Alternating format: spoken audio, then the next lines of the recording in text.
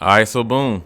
After covering his songs that were L's in the last video, it's time to see what songs he has that are dubs, and thus what songs gave him the name Lenzel worry. The tracks that this man has that are fire are like really good, and they're certainly the songs that I recommend to anyone. But before getting to the fire tier, we gotta start with the tiers before it. Now, there are no songs in the guilty pleasure tier because, as I stated in part 1, Denzel only has 2 bad songs in my opinion, Super Saiyan Superman and The Blackest Balloon, and I dislike both of them. But this very first song that's about to be in a decent tier was the closest to being a guilty pleasure. Because although I don't think the song is bad, it is a song that certainly does not fit this man's style whatsoever. And even hearing the track makes me go, oh no, this nigga was tripping when he made this.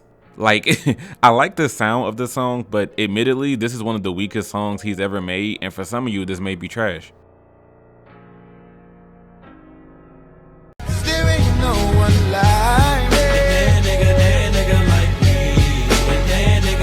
This is the 5th song that I was talking about, y'all.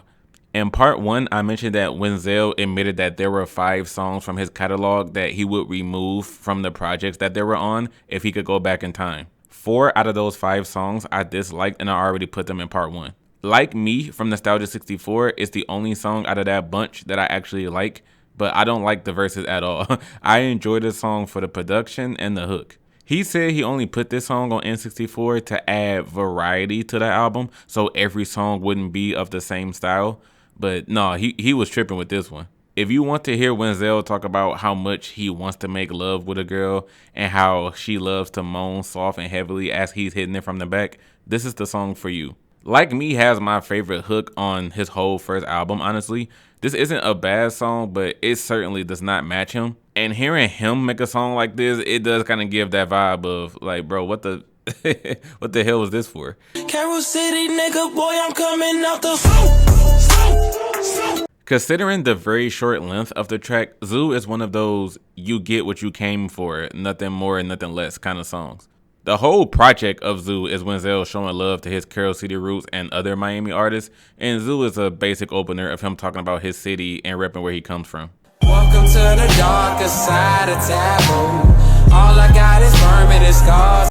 This song is a really smooth opener to the album, and I really like how Zell personified the word taboo as if he was talking about a woman.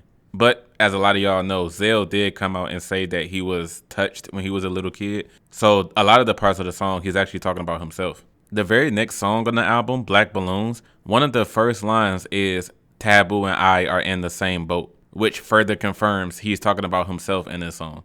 Nice opener. Confusion, cause you don't understand the word I'm saying. Forgive me for all I done, cause I be barely praying.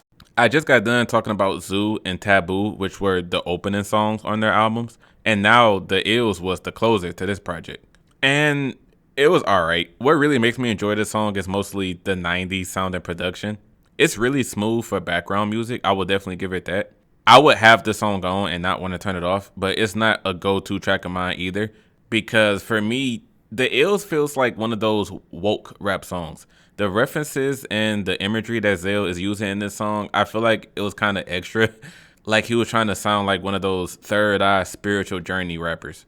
So admittedly, I don't care for this song lyrically, but it sounds smooth enough to where I rock with it. Sunshine stay with a great little life for the ones that can't everyday quick pace. 454 has a really infectious voice for me, but Sanjuro is another talking about his Florida roots type of song and trying to make it as a rapper. And just to tell y'all now, this is one of only 2 songs from Melt My Eyes See the Future that's in the decent tier. I think about half of that album is like okay, and I dislike damn near all of those okay songs. If you watched part 1, you would have saw that a lot of them was in mid tier. Sanjuro and the Eyez are the only songs from this album that I will say are alright, but I still like them. All those other alright songs that I already talked about, you can keep them. Nigga claim be the set. We don't take kindly to threats, nigga. We don't take kindly to threats. That's be the set. This song has one of the most hard-hitting beats on the entirety of Zell's first album. This beat bangs. The song is simply about how neither Zell, Simi, or Rob Banks appreciate when niggas try to test them. Whether you're messing with my set or you're messing with only me, either way, you gonna see me turn into a savage if you come at me the wrong way. I honestly don't think Simi's or Banks' verses were all that. That's why Threats is only in the decent tier. Denzel did way better than the both of them. So that was it already for the decent tier. A lot of the alright songs that Zell has ended up being really boring to me. There were way more songs in the mid tier than the decent tier. But now, going into the fire tier, these are the best Wenzel Warriors songs ever, in my opinion. Let me know what Wenzel songs you would have in your fire tier. We gotta give this man his deserved respect in the comments, because he has been putting in work for years and has given us great songs along the way. So let's go. Are you pure enough to give it real with yourself when you in the mirror, bro? This song is beautiful. Just chef's kiss beautiful. I can't even lie. At the very beginning of when the chorus starts and he says, "Are you?" He sounds like 6ix9ine did when 6ix9ine would say, "Are you dumb, stupid, or dumb?" I can't unhear 6ix9ine every time this hook starts. But this is a track that is perfect when you're in that moment of self-reflection. The next time you guys are in that moment where you're thinking about your relationships with other people, thinking about where you are in life and wondering whether or not you're a good person and can you do better, this is a magnificent song to put on when you're in that mindset. Trust me. Let's go get 'em. Who's that digging in my window? Baby, please ask to extend. A few years ago, when I first checked out Wenzel's catalog, when I checked out Imperial, Taboo, and Zoo, of all the songs I heard, Sick and Tired was a top 3 favorite song of mine. I absolutely love this song. And for the newer viewers of my channel, I made a video called Rap Songs I Loved After the First Listen. Like songs where after my first time hearing it, I rock with the song and it's been my jam ever since. The part 2 of that video, I included Sick and Tired. The melodies and flows on here are so great. Ain't no way, ain't no way, ain't no way, ain't no way, ain't no way, ain't no way, ain't no way, ain't no way. Really quick, I do want to say, listening to this album, by the time I got to Ain't No Way, I was like, man, I don't blame nobody out there who thinks this is Denzel's best produced album. Cause my goodness, all the beats on this album, from the hard hitting trap ones to the softer jazzy ones, are insanely pleasing to the ears. And this song right here just greatly adds to the quality. Josiah on that bridge, ain't no way, was clean. I be hearing people defend Rico Trasty's verse and be like, nah, her verse definitely fit on the song. She matched the vibe perfectly. And I'm just like, man, watch out. Rico Nasty's verse was most definitely not bad, actually. And I'm one of the people who think it belonged on here. Literally everybody on this track did a good job. And if this is your favorite song from the album, I don't blame you. Bitch, I'm from that zone 3, zone 3, zone 3, zone 3, zone 3. I was enjoying this song so much that I was really bummed that it only had one verse. Mind you, this is the first song on Wenzel's first album. So this was the very first song I listened to in preparation for this video. And I think this song was heat. So I was like, oh, like that's it? Only one verse? But Zone 3 is a great introduction of Zell repping where he's from, the homies he's lost, and overall the dark street life of Carroll City, Florida. And considering that this is the opening song from Nostalgia 64, let me talk about the other 2 fire opening songs that he has on his albums. Y'all niggas ain't ULT. Y'all niggas ain't ULT. Y'all niggas ain't ULT. This is an important song for Wenzel Warriors' catalog because it does a great job highlighting his militant ways and how much it means to him to be a revolutionary figure. The only thing I don't like about this song is the very beginning of the chorus where he's trying to sing. In the nighttime, keep me out of sight. That part was always weak to me. But other than that, this is a nice introductory song if you've never listened to Wenzel before. I keep walking, I keep walking, I keep walking, I keep walking, I keep walking.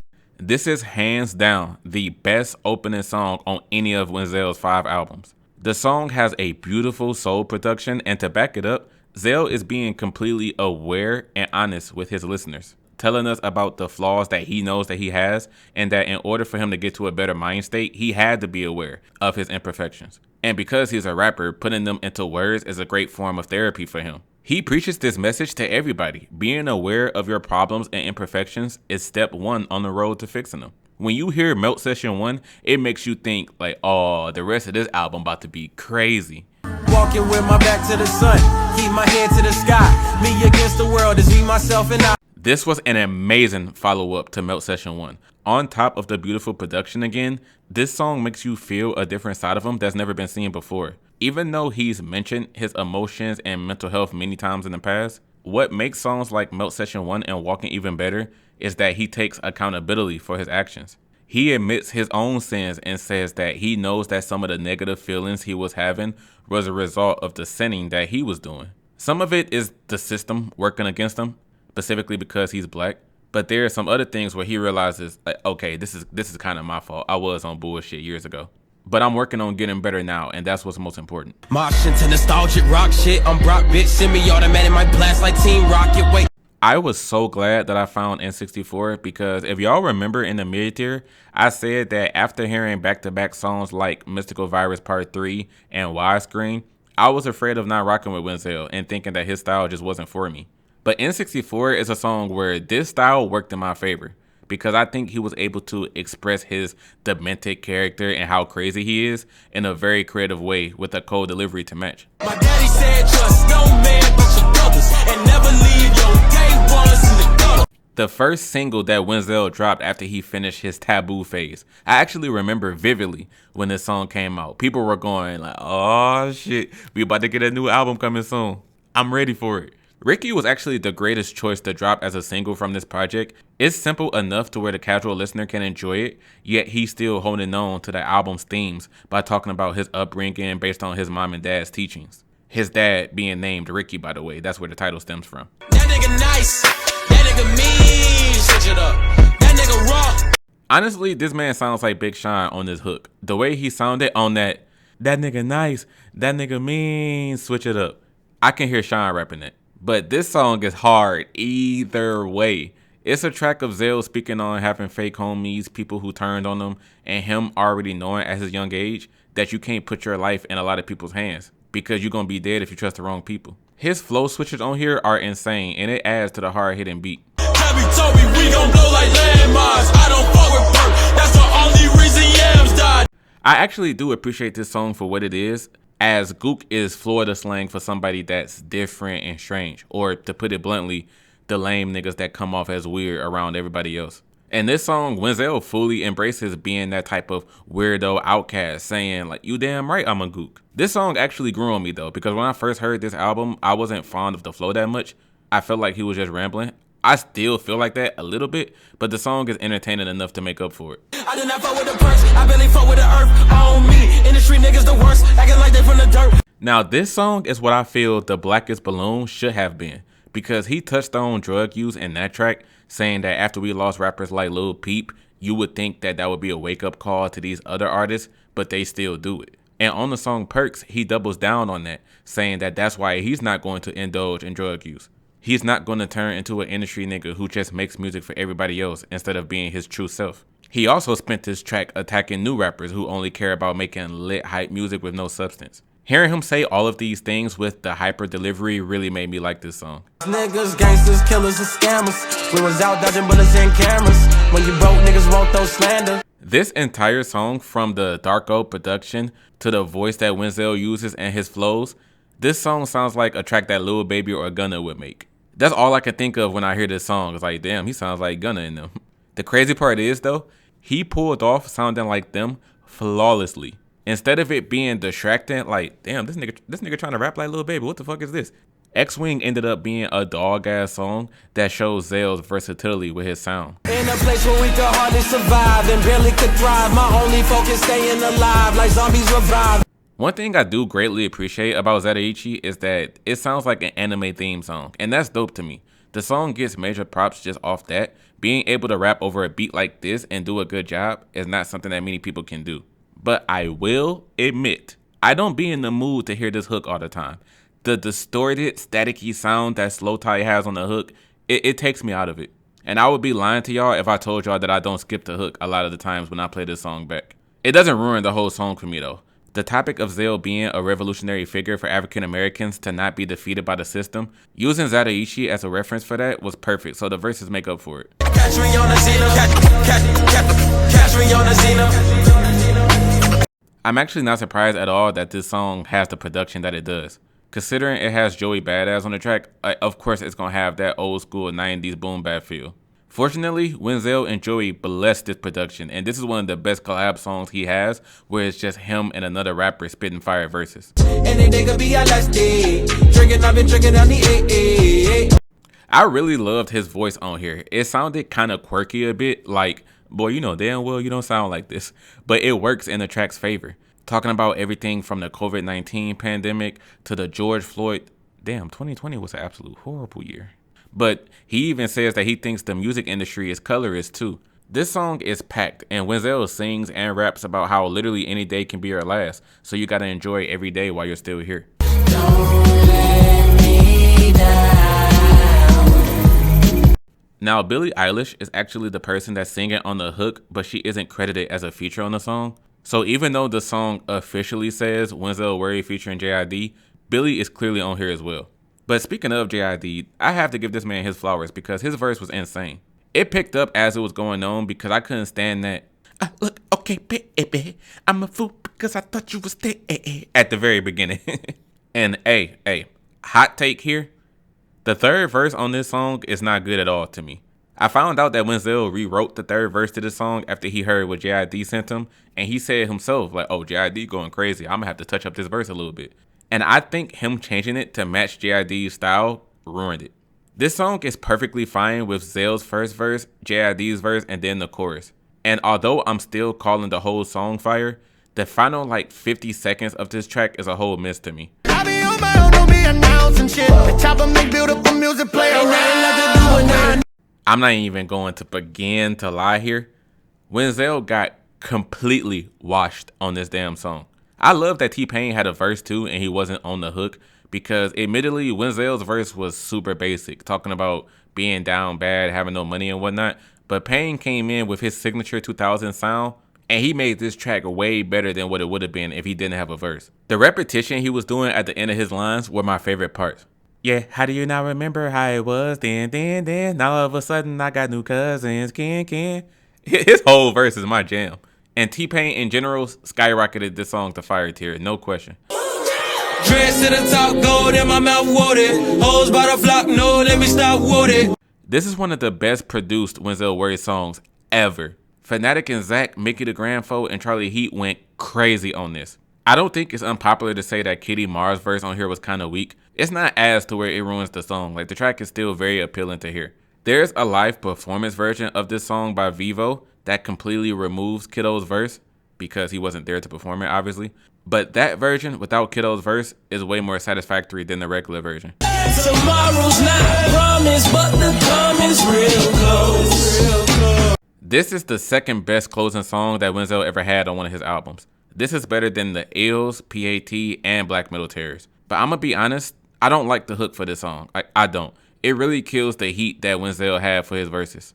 Well, let me say the first half of the hook. The first half of the hook is what I don't like. Because when it gets to the part where it's like, let's all jump out the window, it becomes good. This track is actually rapped from the perspective of two of Denzel's friends, Ruben Silk and his other friend Nell, as they were both locked up when the song was released, but they rapped to the listener, advising them on how you should live through life, and although you should be cautious of negative people, don't live your life in fear. It's very commendable how Denzel be showing love to his homies, man. You gotta respect him for that. And he also stays making dubs whenever he collabs with 12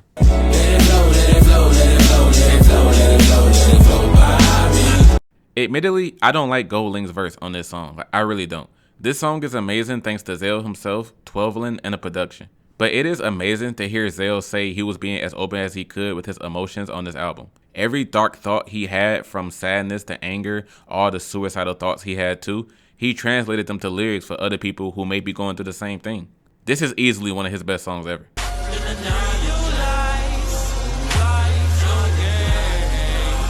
And this right here is the best final song that Denzel has ever had on any of his albums. The Day in the Life of Denzel Worry Part 2 is amazing. I actually did go back to listen to Part 1 in preparation for hearing this song. Part 1 was on like one of his mixtapes. And I will definitely say that Part 2 is the better sounding song. This track is super infectious, and using the Destroy Your Soul sound from the Grim Adventures of Billy and Mandy was a clever touch. Didn't notice, but as of late, I think I changed. Not the same since my younger days. So far I came.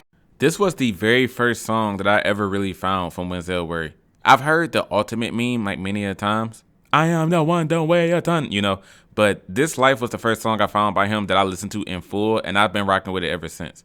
I even made a video of the best love songs by rappers where I included This Life in that list. This Life has remained one of his best songs ever to me. He really got in his bag on this love track. Suicidal thoughts, call it Cobain. Clout Cobain was the mainstream song for Denzel. Before this album came out, Lenzel was always mentioned as one of the most underrated artists in the rap game. But when Taboo dropped and Kurt Cobain specifically dropped, that's when the underrated talks kind of came to an end, because people was like, how can someone who's getting all this attention and all this critical acclaim still be considered slept on? At this point, Wenzel Worry is not underrated at all because everybody says he's underrated. But this is rightfully one of Zell's most popular songs, and it's one of the best rap songs I've ever heard about artists selling their soul just to make it big time. Alto, alto, alto.